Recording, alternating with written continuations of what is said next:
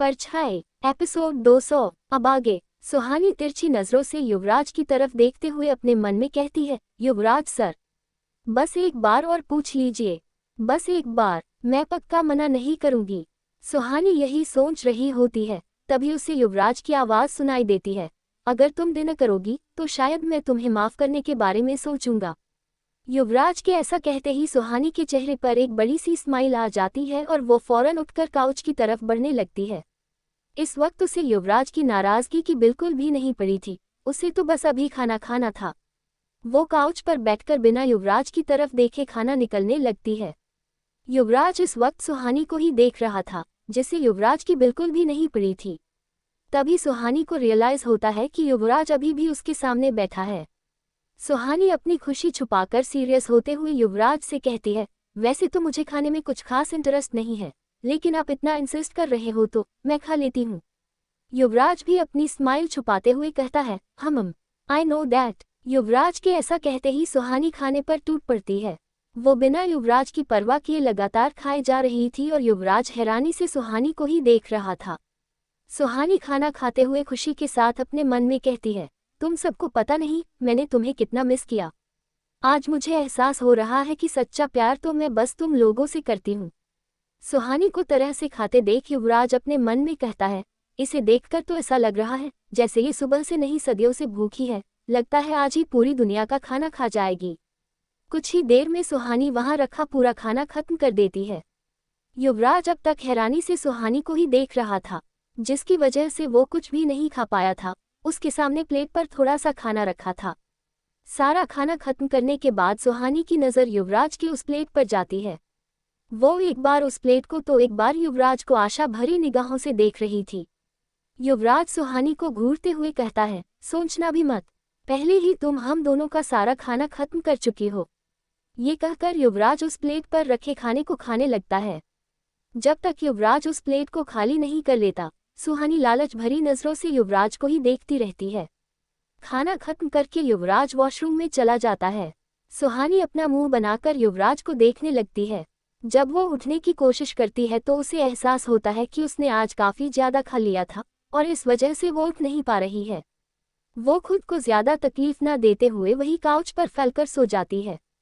Washroom से बाहर आकर युवराज जब सुहानी को काउच पर सोया हुआ देखता है तो उसके चेहरे पर स्माइल आ जाती है। वो सुहानी के पास जाकर उसे धीरे से अपनी बाहों में लेता है और आराम से बेड पर सुला देता है। युवराज सुहानी को ब्लैंकेट से कवर करता है और उसके माथे पर किस करके अपनी साइड आकर सो जाता है। दूसरी तरफ समायरा अपने रूम में बैठी कुछ सोच रही थी, तभी उसके रूम के दरवाजे पर कोई नॉक करता है। इस वक्त किसी के आने पर समायरा थोड़ा चौंक जाती है। समायरा कहती है, अंदर आ जाओ। अगले ही पल अर्नव रूम के अंदर आता है। वो इस वक्त थोड़ा नर्वस लग रहा था। अर्नव को देखकर समायरा अपने बेड से उठकर उससे कहती है, तुम इस वक्त यहाँ क्यों आए हो? अर्नव समायरा से अपनी नजरें हटा लेता है। उसे देखकर साफ समझ आ रहा था कि वो कुछ कहना चाहता है लेकिन कह नहीं पा रहा है। समायरा अपने सवाल पर जोर देते हुए कहती है, मैं तुमसे कुछ पूछ रही हूँ। अर्नव अपनी पूरी हिम्मत जुटाकर एक गहरी सांस लेते हुए कहता है, तुमने अब हमारे बारे में क्या सोचा है? अर्नव का सवाल सुनते ही समायरा चौंक जाती है। उसे अच्छे से समझ आ रहा था कि अर्नव के कहने का क्या मतलब है। फिर भी वो अनजान बनते हुए कहती है, तुम कहना क्या चाहते हो? अर्नव थोड़ा गुस्सा करते हुए कहता है, क्या तुम सच में नहीं जानती कि मैं क्या कह रहा हूँ? समायरा खामोश रहती है। अर्नव आगे कहता है, तो ठीक है, अगर तुम इतनी ही नासमझ हो तो मैं तुम्हें साफ साफ कह देता हूँ। तुम अच्छे से जानती हो दैट आई लव यू। तुमने 3 साल पहले मुझसे कहा था कि तुम मेरे लिए वापस आओगी। अर्नव के मुंह से आई लव यू सुनकर समायरा के दिल की धड़कन काफी तेज हो जाती है। अब उसे अर्नव से नजरें मिलाने में भी दिक्कत होने लगती है। समायरा अपनी फीलिंग्स छुपाते हुए अर्नव से नजरें फेरकर कहती है, तुम अच्छे से जानते हो ये वक्त इन सब बातों का नहीं है। अभी हमारे सामने बहुत खतरा है और हमें इस वक्त सिर्फ उस पर ध्यान देना चाहिए।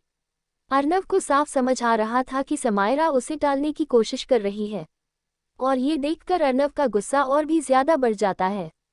वो समायरा के पास जाकर उसके दोनों हाथों को पकड़कर खुद के बिल्कुल करीब कर लेता है और उसकी आंखों में देखते हुए कहता है, बस बहुत हो गया। हर बार तुम मुझे यही जवाब नहीं दे सकती। अर्नव के इस एक्शन से समायरा हैरान रह जाती है। वो खुद को छुड़ाने की कोशिश करते हुए गुस्से में कहती है, ये क्या बदतमीजी है। ये वक्त रिश्ते बनाने का नहीं है। क्या तुम नहीं जानते कि हम सब की जान को कितना खतरा है। अर्नव समायरा पर अपनी पकड़ और भी ज्यादा मजबूत करते हुए कहता है, खतरा तो युवराज और सुहानी पर भी है ना, और हमसे कहीं ज्यादा है। लेकिन वो दोनों अपने रिश्ते को सुधारने की कोशिश कर रहे हैं। अगर वो ऐसा कर सकते हैं तो हम क्यों नहीं। समायरा चिढ़ते हुए कहती है, तो तुम क्या चाहते हो कि यहाँ सब कुछ छोड़कर मैं तुमसे शादी कर लूं। अर्नव समायरा की आंखों में देखते हुए कहता है, नहीं, मैं बस इतना जानना चाहता हूँ कि तुम मेरे लिए क्या फील करती हो। समायरा अर्नव की बातें का कोई जवाब नहीं देती। अर्नव अपने सवाल पर जोर देते हुए कहता है, मैं तुमसे कुछ पूछ रहा हूँ और मुझे मेरे इस सवाल का जवाब चाहिए। क्या तुम भी मेरे लिए वैसा ही फील करती हो या नहीं। अर्नव की बातें समायरा को और भी ज्यादा बेचैन करती जा रही थी। वो अब एकटक अर्नव की आंखों में देख रही थी और उसके मुंह से एक शब्द भी नहीं निकल रहा था। समायरा को खामोश देखकर अर्नव उससे कहता है, ठीक है, मैं तुम्हें अभी जवाब देने के लिए फोर्स नहीं करूंगा। मैं तुम्हें 2 दिन का वक्त देता हूँ। अगर तुम मेरे लिए कुछ भी फील करती हो तो मुझसे कन्फेस करोगी, और अगर तुम्हारे दिल में मेरे लिए कुछ भी नहीं है तो तुम्हें कुछ भी कहने की जरूरत नहीं है। मैं खुद ही समझ जाऊंगा और तुम्हें फिर कभी परेशान नहीं करूंगा। ये कहकर अर्नव समायरा के चेहरे पर अपना एक हाथ रखकर उसे नजर भर देखता है और फिर उस रूम से बाहर चला जाता है। समायरा वहीं पर फ्रीज होकर अर्नव को बाहर जाते हुए देखती रह जाती है। इधर दीवान विला के बाहर वही आदमी खड़ा होता है जिसने राघव को मारा था। कुछ देर गुस्से से दीवान विला को घूरने के बाद वो जंगल के अंदर चला जाता है। वो आदमी जंगल के अंदर एक छोटी सी झोपड़ी के अंदर आ जाता है। उस आदमी की हाइट लगभग 6.5 फीट थी। उसने एक लाल ब्लैक लेदर जैकेट पहना हुआ था। उसकी हल्की दाढ़ी मूंछ थी और वो दिखने में कुछ 40-45 साल का लग रहा था। उस झोपड़ी के अंदर एक बड़ा सा मिरर था। वो आदमी उस मिरर के सामने जाता है और अपने कपड़े निकालने लगता है। कुछ ही देर में उसकी अपर बॉडी से सारे कपड़े हट चुके थे और वो खुद को मिरर में देख रहा था। उसकी अपर बॉडी में बहुत से गहरे जख्म थे जो काफी भयानक दिख रहे थे। उसके जख्मों को देखकर ऐसा लग रहा था जैसे वो सड़ते जा रहे हो। वो आदमी मिरर में सामने खड़े होकर अपने उन जख्मों को छूते हुए गुस्से से कहता है, सिर्फ तुम ही मुझे इससे आज़ाद कर सकती हो, लेकिन मैं तुम तक कैसे पहुंचूं। ये कहकर वो आदमी एक बड़ा सा पत्थर उठाकर उस आईने पर फेंक देता है और उस आईने के कई टुकड़े हो जाते हैं।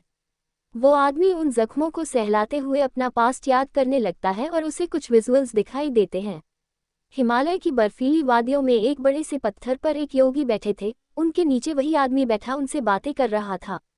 पत्थर पर बैठे वो योगी उस आदमी से कहते हैं, नहीं रजनीश, तुम्हें वो नहीं करना चाहिए। तुम्हारा शरीर उस साधना के लिए सही नहीं है। रजनीश अपनी बात पर अड़ते हुए कहता है, नहीं, मैं वो साधना करना चाहता हूँ। वो योगी निराश होकर कहते हैं, मेरा कर्तव्य तुम्हें रास्ता दिखाना है, उस पर चलना या ना चलना ये निर्णय सिर्फ तुम्हारा है। इसके बाद रजनीश को एक और सीन दिखाई देता है। अंधेरी रात में जंगल के बीच वो हवन कुंड के सामने बैठा था। उसके आसपास तंत्र क्रिया का सामान और कुछ जानवर और 2 इंसानों की लाश थी। ये सब देखकर साफ समझ आ रहा था कि उसने उन सब की बलि दी है। वो लगातार मंत्र का जाप करते हुए आहुति दे रहा था। कुछ देर बाद उसे कुछ अजीब सा महसूस होता है और उसके चेहरे पर दर्द के भाव दिखने लगते हैं। रजनीश दर्द से चीखने लगता है। उसके शरीर पर कुछ अजीब से जख्म बन जाते हैं और उनसे खून निकलने लगता है। ये याद करते हुए रजनीश खुद से कहता है, उन्होंने सच कहा था, मेरा शरीर उस साधना के लिए सही नहीं था।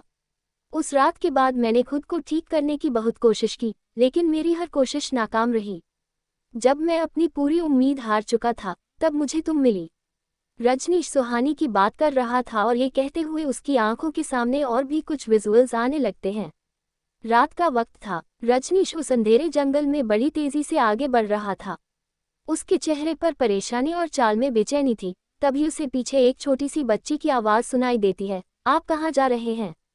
वो आवाज़ सुनकर रजनीश के कदम वहीं रुक जाते हैं। वो पीछे मुड़कर देखता है तो वहाँ एक 4 साल की बच्ची खड़ी उसे ही देख रही थी। वो बच्ची और कोई नहीं सुहानी ही थी।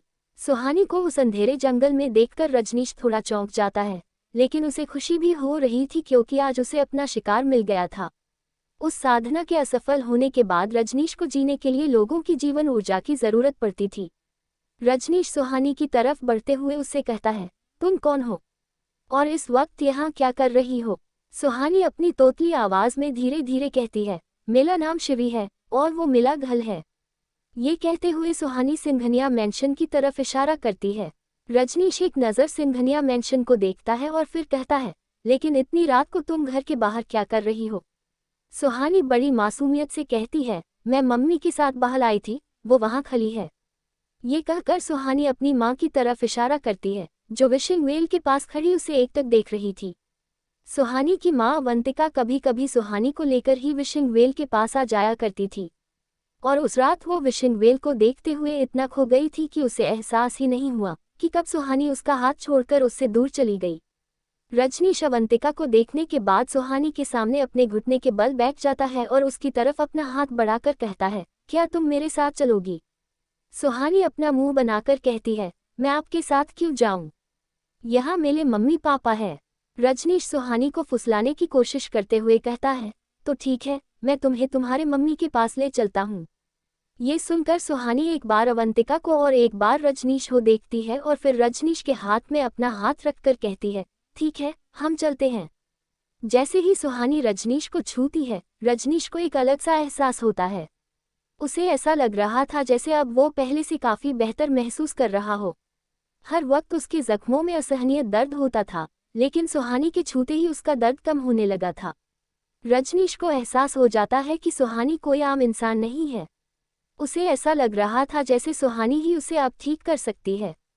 रजनीश सुहानी को देखते हुए कहता है, अब तक तो मैं सिर्फ तुम्हारा शिकार करने वाला था, लेकिन अब लगता है जैसे तुम मेरे बहुत काम आओगी। ये कहते हुए रजनीश के चेहरे पर एक डेविल स्माइल थी और उसने सुहानी का हाथ कसकर पकड़ लिया था। सुहानी को अब रजनीश कुछ ठीक नहीं लगता। वो खुद को उससे दूर करने की कोशिश करते हुए कहती है, छोड़ो मुझे आपके साथ नहीं जाना। रजनीश सुहानी को उठाने की कोशिश करते हुए कहता है, जाना तो तुम्हें मेरे साथ ही है, तुम मेरी हर परेशानी का हल जो हो। रजनीश जैसे ही सुहानी को अपनी गोद में उठाने के लिए उसे छूता है, उसे एक जोर का झटका लगता है और वो कुछ फीट दूर जाकर जमीन पर गिर जाता है।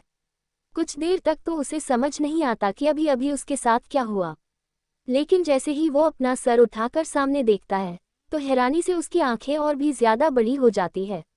रजनीश के सामने वही प्रेत खड़ा था जो बचपन से सुहानी के साथ था। वो प्रेत गुर्राते हुए कहता है, ये सिर्फ मेरी है। ये सोचते हुए रजनीश प्रेजेंट में आ जाता है। रजनीश उस पल को याद करते हुए कहता है, उस प्रेत ने मुझे कभी तुम्हारे नज़दीक आने नहीं दिया, इसीलिए मुझे तुम तक पहुंचने के लिए उस राघव का सहारा लेना पड़ा, लेकिन उससे भी कुछ नहीं हुआ। मुझे लगा था कि उस रात अपने बाप के साथ तुम भी मर गई और मैंने अपने ठीक होने की सारी उम्मीदें खो दी। लेकिन फिर मैंने उस रात उस बंगले में उस प्रेत को कैद होते हुए देखा और मुझे पता चला कि तुम अब भी जिंदा हो। अब वो प्रेत मेरे रास्ते से हट गया था, इसलिए मुझे उस राघव की ज़रूरत भी नहीं था। अब मेरे लिए तुम तक पहुंचना बहुत आसान हो गया था। उस रात तुम्हें मैं अपने साथ ले भी आता, लेकिन पता नहीं किसने उस घर पर एक रक्षा कवच बना दिया और तुम्हें फिर से मुझसे बचा लिया। लेकिन कब तक वो लोग तुम्हें मुझसे बचाएंगे? बहुत जल्द तुम मेरे पास होगी। कुछ देर खामोश रहने के बाद रजनीश आगे कहता है, अब मैं तुम्हें युवराज से छुपकर नहीं बल्कि उससे लड़कर ले आऊंगा। आगे की स्टोरी के लिए कमेंट कीजिए।